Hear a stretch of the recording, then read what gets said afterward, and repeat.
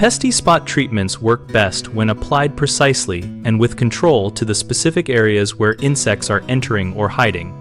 For indoor spot treatments with Pesti, start by removing visible clutter and food debris from the treatment area to reduce non-target exposure and allow you to see hiding spots.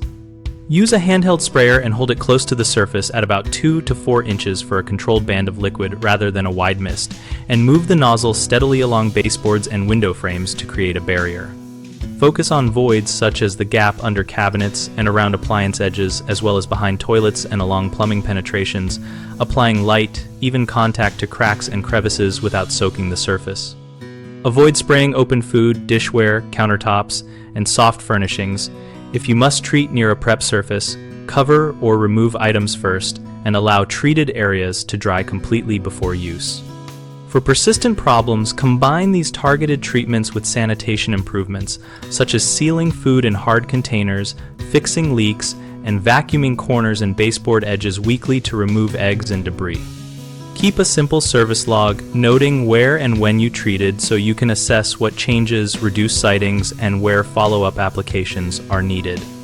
A common mistake is overspraying, which creates unnecessary residue and potential exposures, so reduce nozzle distance and use short sweeps to limit volume.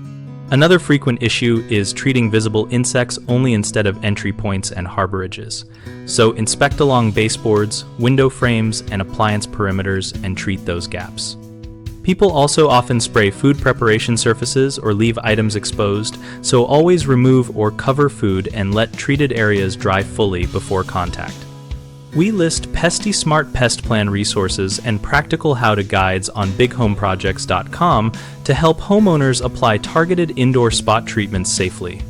Our site helps homeowners find local contractors and lets contractors find work, and we also host a discussion community where users and pros exchange tips and experiences.